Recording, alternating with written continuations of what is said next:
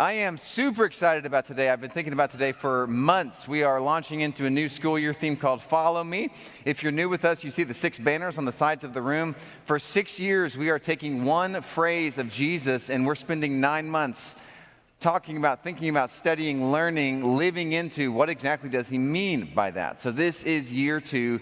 Jesus says, follow me. And there's a lot that goes into those 2 words. Let me start with something obvious. Who we follow determines who we become. So you follow a celebrity, what happens is you start to think like that celebrity, adopt the lifestyle of that celebrity. You eventually become very much like that celebrity, except you might not be quite as famous as that person. Same with sports figures. Same with popular kids at your school. Same with a mentor. If you have a mentor you follow, you will become like the people that you follow. Here's another thing that you probably already know, but just to lay some groundwork, there are different kinds of following. So today, when you hear the word follower, some people, you think about clicking something on your phone, which signifies that you're following somebody else on social media. Real quick pop quiz. Do you know the most followed person on Instagram? Anybody know? It's a soccer player. It's not Messi. It's Cristiano Ronaldo. He's got 600 million followers on Instagram. Question 2, do you know who has the most followers on, used to be Twitter a few days ago, but now it's X. Anybody know who has the most followers on X? Anybody have a guess? It's the man himself, Elon Musk. He's got 150 million followers on his social media platform. When you follow someone like this, all it means is that you're interested in them enough that you want to know what they post. And so there's something going on in their life. Think about Cristiano Ronaldo. He's so successful. He's so athletic. And there's something in his life that you think, I want my life to have that. And so therefore, I will follow that person. And that means I simply know what's going on in their life. That's one kind of following. Another kind of following is we tend to follow Christian thinkers or philosophers that we like, or political commentators that we agree with. And this can be good, this can be bad, but always remember, you are a disciple to the voice that you listen to the most. So you think through your week, especially those of you that listen to podcasts or read the same people over and over and over. You are a disciple of that person because that's the voice that's in your head the most. Now, this can be good. For example, several years ago when the Sandy Hook tragedy happened, if you remember this, for whatever reason, that one just, it affected me deeply in my soul. This horrible man walks into the school, he takes the innocent life of all these children, and I remember sitting in my living room watching the news, just weeping as I watched the pictures of these kids come across the screen, and I was grappling with how the God that I worship could let this happen. And so I also remember right when this happened, I bought this book that you see on the screen, What Good Is God? And I read the whole thing in like 2 days, sitting on my living room floor, watching this tragedy unfold. And this book was so helpful to me. In fact, just the premise of the book is that, so Philip Yancey, this great theologian and author, he's been asked many times in his life to go speak in the aftermath of a big tragedy. So the way the book is structured is you have chapter 1 talks about the Virginia Tech massacre. And then the second part of chapter 1 is the speech that Philip Yancey gives in the wake of that disaster. Chapter 2 is about the underground and persecuted church in China. Chapter 3 is a liberated brothel. Chapter 6 is South Africa and the aftermath of the apartheid. Chapter 8 is the Middle East in the wake of martyrdom. Chapter 10 is the bombing in Mumbai, which killed 172 people. So all of these horrible things that have happened in the last 20, 30 years, they happen, and then Yancey is asked to come speak into this immense pain. So it's an amazing testimony to the kind of man that he has become, where he has a platform to speak into the suffering of others. And so the book was really helpful to me. In fact, I want to read you two short quotes that were very impactful to me. One was this. This is a line that Yancey delivered in the aftermath of Virginia Tech. He says, "Read through the Gospels and you'll find only one scene in which someone addresses Jesus directly as God. My Lord and my God." Do you know who said that? It was doubting Thomas. And what prompted the outburst of belief was the presence of scars. That was a really helpful line for me. It was very formative to think about the wounds of God being a catalyst for faith. Thomas, who's a character that we read about in the Gospels, who was doubting Jesus, when you think about him, he has seen so much terror in the crucifixion narrative. He's watched Jesus die. He finds himself at a place where belief is just really difficult. He's betrayed by his friends. He feels like he's betrayed by Jesus, and he feels inextricably lonely. His entire world collapses upon him, and yet what draws him back to faith is the scars of God. It's so mind-blowing to me to think about that. So one way you can think about your ache as a human being, we all ache, whether that's the ache of suffering or the ache of doubt or the ache of boredom or the ache of insignificance or the ache of loneliness. God doesn't dismiss your ache the way that a ruthless coach would just tell his athletes to suck it up and move on. That's not what God does. God shares the ache.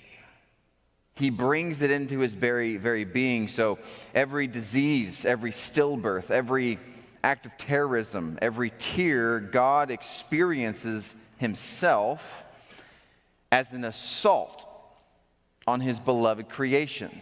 So the way that evil ravaged the Son of God is the same way that evil ravages the world of God. And so God experiences the pain that we experience in our world the same way that he experiences the pain of watching his son die on the cross. He shares the burden. Here's another quote from Yancey's book that I highlighted. "The sufferings of Jesus show us that pain comes to us not as punishment, but rather as testing ground for faith that transcends pain. In truth, pain redeemed impresses me more than pain removed." So again, all this to say, sometimes we follow Christian thinkers, authors, preachers, and it can be really helpful because they are living a kind of walk with the Lord that's compelling, and it helps us as we get through our own junk. So one kind of following is just generic social media. You follow someone. Another kind of following is you follow Christian thinkers. Maybe you don't know these people, but you follow them. A third kind of following is you do follow people you know. Faithful men and women of God, or maybe it's someone in your profession that they're really proficient and they're just good, and so you follow that person. So we follow people that we know. Maybe it's your mom, your dad, your grandma, your grandpa. Maybe it's a friend sitting in the pew next to you and they love Jesus so much and you want your spiritual life one day to match their spiritual life. Or maybe it's someone that you just know for a fact they pray all the time. And so you follow that person. Well, the reality is with human beings, we can follow them to an extent. However, we all know this, people will always let you down. Like there comes a point where people, they just don't make the cut. They're going to fail. They're going to say something they shouldn't have said. They're going to hurt your feelings. And so, yes, you can follow people to an extent, but at the end of the day,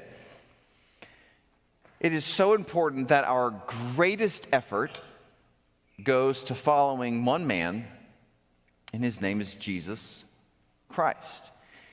He has asked us to follow him. So 2 questions for us this morning. Question number 1, why would you follow Jesus?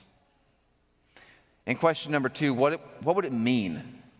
And what would it look like in your life to follow Jesus? So, regardless of how strong or weak your faith is at the moment, regardless of how you feel about church at the moment, regardless of how you feel about religion, if you'll just dial in for just a minute here, I'd like you to consider a few things about Jesus that I think make him worth following. So first thing, these are all reasons that I think we should follow Jesus. The first one is this: he lived through unexplainable loss and tragedy. So in his birth, it's connected to the massacre of these babies that Herod killed when Jesus was born. So Jesus grows up realizing that his origin story is connected to massacre, and he has to cope with that and live through that. In his ministry, someone approaches him and tells him this story of this tower who has fallen over and killed 18 innocent people. So Jesus understands, yeah, bad things, they happen, and yet he's not afraid of that. He doesn't shy away from that. He carries deep faith in the middle of that. And then more personally, and secondly, a reason to follow Jesus, not only did he experience just general loss, but he experienced the loss of his best friend. So John the Baptist dies. We read in Matthew chapter 14 that Jesus is so sad that he withdraws from the crowd so he can go off and grieve and pray. He understands what it's like to have someone you love deeply and for that person to pass away. Another reason that Jesus is worth following is because Jesus battled evil spirits. Sometimes we read the account of the temptation of Jesus and think, well, he's Jesus. Of course he's going to deal with the demons, and he's going to deal with the evil spirits. He's going to deal with the devil because he's divine. And sure, on one level that's true, but if you remember, Jesus is exhausted in this scene. He's so depleted emotionally and mentally and spiritually and psychologically that at the end of this narrative early in the Gospels, the angels have to come and comfort him. And so what this means is that Jesus has gone to the depths of the inner struggle of what it means to be human. He's gone toe-to-toe with these inner feelings and thoughts that are negative, that we all struggle with, but Jesus has weathered the storm. And so he gets it. Like, he understands the feelings that you feel on a daily basis, so he is worth following. Here's a fourth reason that I choose to follow Jesus. Jesus lived through a time period in which lots of people believed different things. Sometimes we think that because we're in postmodernism, that we're the only culture in the history of the world to have lots of different competing belief systems at the same time. That's not true. Jesus, he ministered at a time where you got Pontius Pilate, who just worships power. You've got the Sadducees, they don't believe in an afterlife. You've got the Essenes and the Zealots who have radically different views of politics at the time. And so Jesus is just walking in this pluralistic world. And what's amazing about Jesus is he's not judgmental. He loves people as they are. So you got the rich young ruler. Jesus disagrees with the rich young ruler's philosophy of life, and yet the text says that Jesus loves him. Pilate came this close to believing and professing his faith in Jesus, but he didn't at the end of the day. And Jesus still loves Pilate, still treats him with. And so if there's ever a reason to follow Jesus, it's this one. We need more people in the world who can exist in a culture of disagreement and not lose their cool and not rant all the time about the things that they hate, but embody this posture of benevolent love. We need people like Jesus. It's one reason that we follow him. Here's a fifth reason that I choose to follow Jesus. Jesus endured his spiritual child walking away from faith. Jesus invested years of his life into a man named Judas, only to have Judas at the end walk away from everything Jesus had taught him. And so Jesus knows what that feels like, to invest so much time and love and energy into someone else and to have that person walk away from faith. And yet Jesus, he still loves Judas even to the end. And Jesus still remains connected to his heavenly Father despite the rebellion of his disciple.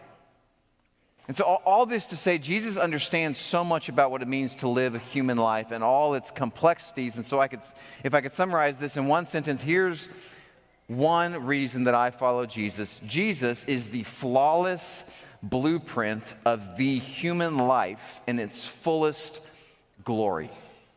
Jesus lives the life that all of us want to live. We just don't know how. It's the life that's not afraid of loss, that's not afraid of doubt and disappointment. Jesus lived a life that was fueled by and animated by and energized by love, not by hate. Jesus lived a life that was beautifully simplistic. Jesus learned the secret of contentment. Jesus had radiant joy despite all the sorrows in his life. Jesus had deep friendship, which evades so many people today. Jesus had clear purpose in life. Jesus was fully aware of his emotions, but he was not enslaved by those emotions. He lived the blueprint of the human life in its fullest glory. And so I want to be like Jesus. I am fully aware that I've got some really good days ahead of me. I'm also fully aware that the worst days of my life are ahead of me. And for many, many of you in the room, the worst days of your life are ahead of you. So for me, at least, that's one of the reasons I want to be like Jesus, because I know really difficult times are coming. And I believe that if I want to be able to follow Jesus in the valley of the shadow of death, I must first learn to follow Jesus in the green pastures. And so part of the reason that we're going to study this for 9 months is because you have a really challenging day coming. And if you have not practiced following Jesus in the normalcy of life, then your world's going to fall apart when the really difficult day comes. And so you follow Jesus right where you are. So question number 2, what does it actually mean then? Like if you were to take me up on this challenge and you were to take up the whole church up on this challenge, what does it look like to follow Jesus? Well, let me first give you a generic cliche that I don't think is true, but I'm just going to lay it out there. Here's the cliche answer to what it means to follow Jesus. Following Jesus means you go to church, you pray every once in a while, and you're nice. And yay, you follow Jesus. That's not following Jesus. That's generic evangelicalism. That's generic religion. That has very little to do with Jesus' 2 powerful words, follow me. So what exactly did he mean 2,000 years ago when he looked at these early disciples and said, I want you to follow me? Well, there's a lot of background here. I'm going to summarize it briefly. Those 2 words come out of the Jewish educational system. So generally speaking, back then there were 3 levels of school. So kids that would grow up age 6 to 10, they would go to level of school number 1, which was called Bet Seter, and it simply meant house of the book. And so kids age 6 to 10, get this, all you elementary kids out there, if you're still tracking with me, 2,000 years ago, if you were in this Jewish school, you would memorize the Torah. Now, when I say the Torah, I mean Genesis, Exodus, Leviticus, Numbers, Deuteronomy. That's what kids did. They would go to school 5 days a week, and they would just memorize. Every single law in Leviticus, they had it all down. Now, most kids about the age of 10, they would leave that school, and they would go join the family trade, and they would take on the vocation, most likely, of their father.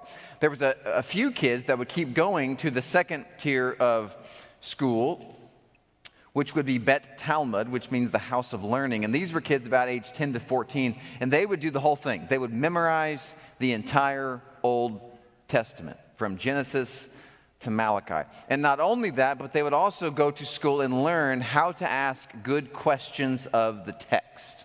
How do you study the Old Testament? So when we meet Jesus and he's at age 12 and he goes to the temple, if you remember in that text, the religious leaders are commenting on Jesus' ability to ask good questions about the text. Because Jesus, at age 12, would have been the right age for a Bet Talmud, the house of learning. Now, again, most kids, age 14, 15, they would leave their formal schooling and they would go work in the family business. Except for a very select few, they would go to the final level of schooling. It was called Bet Midrash, stands for house of study. You could not apply to get into this school. You had to be chosen. And so what would happen here is a rabbi, if they thought that you were good enough, they would come up to you and they would speak the two words that you were wanting to hear your whole life: follow me. And if they said that, you would drop everything. You would leave your family of origin, you would leave your village, you would leave your vocation, and you would literally follow this rabbi around, whether it was Gamaliel or Shammai or Hillel. You would adopt you would make your entire way of life just like theirs. And so where they would walk, you would walk. And when they would eat, you would eat. And if they spent an afternoon reading scrolls, you would spend your afternoon reading scrolls. And if they were taking a walk in the woods, you would take a walk in the woods. Every part of their life would become your life. So it was this all-encompassing, total abandonment of one's own life to adopt the rhythms of another rabbi. So this rabbi's lifestyle and teachings were called his yoke. And if you were the disciple following this rabbi, you would take upon that yoke and make it yours. And so follow me, those two words, it was a radical call to leave one's current way of life and adopt the way of life of another. And so, with all that background, it makes sense when Jesus calls his disciples what they did. So let me give you one verse I'll read here. This is from Luke 5. After this, Jesus went and saw a tax collector by the name of Levi sitting at his tax booth. Here's the two words. Say them with me. Follow me, Jesus said to him. And so this is what you would expect. Levi got up and left, say this word with me, everything, and followed him. This is what you did. You left everything. Matthew or Levi, he's leaving this really good job because when you follow someone, you're adopting their entire way of life. Here's another text, and this is one of the most powerful paragraphs in the Bible. It's one of the most compelling things that Jesus ever said, and this is what invites you and I into this story. And so especially those of you who are stressed out today, carrying heavy burdens, not exactly sure how you're going to solve this problem or that problem, look at what Jesus says to you and to me. Come to me, all you who are weary and burdened, and I will give you rest. Take my yoke, there's that word, upon you and learn from me, for I am gentle and humble in heart, and you will find rest for your souls, for my yoke is easy and my burden is light. You can learn to live the life of Jesus. It's not unattainable. He's inviting you to this rhythm of life where you learn to think like he thought, to speak like he spoke, to pray like he prayed, to treat people the way he treated people. You can learn this in the next 9 months. That's what we're going to focus on. How do we actually follow Jesus? And so let me give you a preview of what's coming to our church family the next 9 months. We're breaking these two words down into 3 sections. Section number 1, which will last, it's about the next 2 months. We're calling it Adopt His Rhythms. So not only are we going to study what he said, but if you follow Jesus, it's his way of life. Like, what would you do if you were with Jesus on a random Tuesday 2,000 years ago where nothing big happened? Well, you would pay attention to how he treated people and what he did in his day. And so here's the 3 things that jump off the page as I read the New Testament on this front. People, pace, prayer. You would notice how Jesus treated people, and you would notice the community of friendships that he built. You would also notice that Jesus often went away to pray, and then you would notice the pace of Jesus was never hurried. He was never in a rush. Rarely was he stressed out, because he had a very simple, slow rhythm of life. So for the next 2 months, section number 1 of this year, Adopt His Rhythms, that's what we're talking about. People, pace, prayer. Second section of the year, we're going to talk about practice his teaching. So Jesus, first and foremost, was a rabbi. He taught a lot, and his messages have changed the fabric of Western culture. They've changed the world. His teaching is incredible. And so we're going to dial into we're going to dial into this really, really challenging sermon. And just so you know, we're going to offer this challenge, or offer several challenges at multiple levels on what it means to follow the Sermon on the Mount, with the most extreme level being, what would it look like if you and 4 to 5 people in this church pulled the Sermon on the Mount together and started practicing it on a daily basis with very robust accountability? we hope some of you will take up that challenge come January 2024. So adopt his rhythms, practice his teaching. Third section of the year is share his mission. So if you're a disciple of Jesus, following him around 2,000 years ago, eventually you would learn what his goals were. What does he want? Why is he here? What's he doing? And then you would learn to share those goals so that his mission becomes your mission. At the end of the day, the last thing that Jesus tells the disciples in Matthew 25 or Matthew 28 is he says, you go make disciples. And so being a disciple, following Jesus at the end of the day is we adopt the mission of God to become our own mission, and then we make that what we do on a daily basis. So repeat after me. Adopt his rhythms, practice his teaching, share his mission. That's what we're doing the next 9 months. And so what I'd like to do, the last thing I want to say is I want to start with the end in mind. Easter is March 31st. 2 weeks after Easter on a Saturday is April 13th, and I'm super excited because we've been working for years on this. We finally signed a contract. Philip Yancey is coming to our community on April 13th, Saturday, to do a community event for this area. So Philip Yancey's authored, his books have sold 17 million copies worldwide. He has become known as the person to go into the heart of suffering and be a voice of faith in the middle of that darkness. He's also really good at breathing new life into disenchanted people. And so I'm so excited. I have so many of his books. I've read a lot of his books. I am so excited for us as a church family, but I'm also just excited for our community. Like we in this little part of Oklahoma, we need people like Dr. Yancey to speak life and to speak faith into what's going on in our world these days. And so we got 9 months to get ready for Yancey coming here. And so, as we close here, I want to offer 3 things. Number 1, to be a disciple of Jesus, all you have to do is be willing. When Jesus called the apostles, they didn't know hardly anything. And in fact, some of those apostles were not very mature, but they were willing. And so as I've gone through this sermon, you might be thinking, that's way too much. I can't do that. All it takes is a willing heart. Are you willing to follow Jesus? We're about to sing a song. Baptism, as we talked about 2 weeks ago, it's the beginning point of discipleship.